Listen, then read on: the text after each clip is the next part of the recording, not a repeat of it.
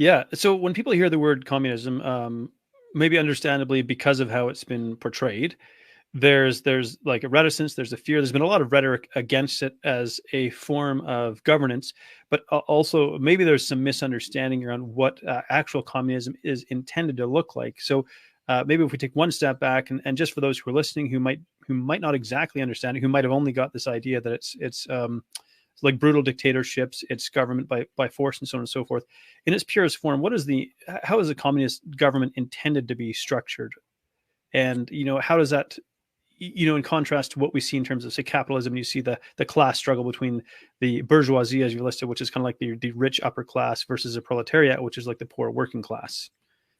Well, the ultimate goal of Marxism is a society with so much wealth and so much abundance and no scarcity and no lack of resources, just vast material abundance, so much abundance that the need for any state or coercion can fade away, that all social hierarchies and inequalities can fade away. I think Marx, he uses the phrase, he said, labor becomes life's prime want rather than a necessity, meaning a world where people work basically to keep from being bored, to entertain Mm-hmm. themselves rather than out of necessity. And that is the result of vast material abundance, and that is thousands of years in the future. I mean, that's some kind of high tech futuristic society that we can't even imagine, right? It'd be like trying to explain to a caveman about how our modern world works with electricity or gyms where people Right. sweat and don't have to. That's the ultimate ideal. But the road to getting there is rational control of the means of production, right? We live in a society where production and the economy is organized for profit. We don't have houses Right. because people need a place to live. We have houses so companies and landlords and bankers can make money. We don't have food so people can eat it. We have food so agribusiness and big box stores can make money selling it. The idea is if you get rid of the anarchy of production and the chaos of the profit motive, and you rationally organize the economy, you can increase the level of productive forces. And that capitalism has a built in problem where technology leads to greater poverty, right? In systems of the past, people were homeless because there just wasn't enough housing. Mm-hmm. But under capitalism, people can become homeless because there's too much housing, right? In the systems of the past, people starved because there wasn't enough food.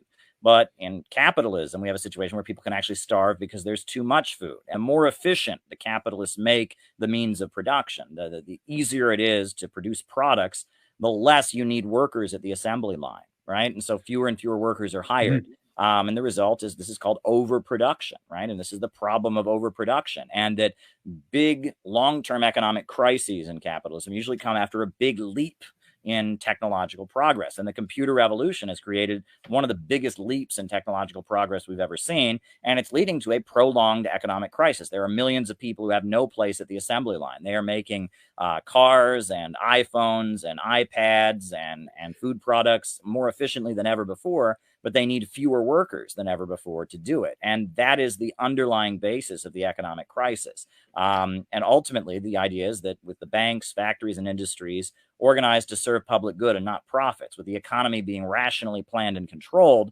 this contradiction can be overcome, and growth and technological advancement can walk hand in hand. We can rationally plan out the economy to be for the benefit of society and start working toward that ultimate goal of a stateless, classless world, which is very far in the future. But Mm-hmm. this is the road to doing it. Now, so far, the only countries that have adopted the socialist mode of production have been countries that haven't even fully gone to capitalism yet. They've been, countries in the developing world who have been living under the domination of Wall Street and London and Western banks and corporations that have kept them poor. So they've broken out of that system. They've taken control of their own means of production, and they've utilized central planning to industrialize and lay the basis, right? And so that's the very beginnings of socialism. But ultimately, socialism doesn't become what it's intended to be until it overtakes capitalism, right? Until it's a mechanism, a higher stage than the capitalism that we currently have.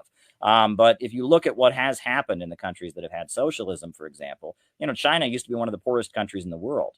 Now it's the second largest economy in the world. And they did that with an economy where the banks and the factories and the industries are controlled by the state. The Soviet Union Mm. used to be, before the Russian Revolution, Russia was one of the poorest countries on earth, an agrarian economy. It was the Soviet Union that electrified it. It was the Soviet Union that created universal housing, wiped out illiteracy, built the modern university system, invented space travel, defeated the Nazis.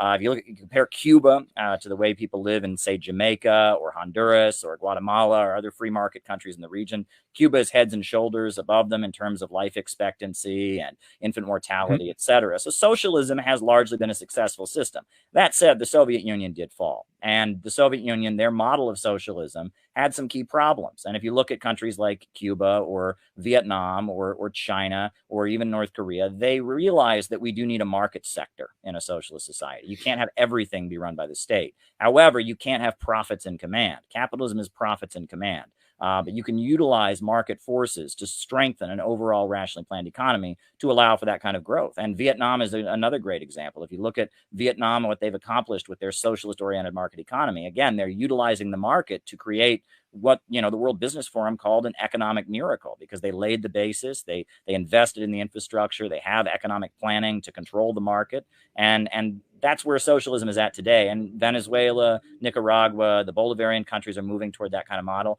I would argue that Iran, despite the fact they denounce Marxism and they do it in the name of Islam, they have a more or less socialistic or anti-capitalist economy. There are Mhm. many examples of socialism in the world today. And it's basically countries breaking out of the Western capitalist system, taking control of their economy, and utilizing state central planning to build themselves up.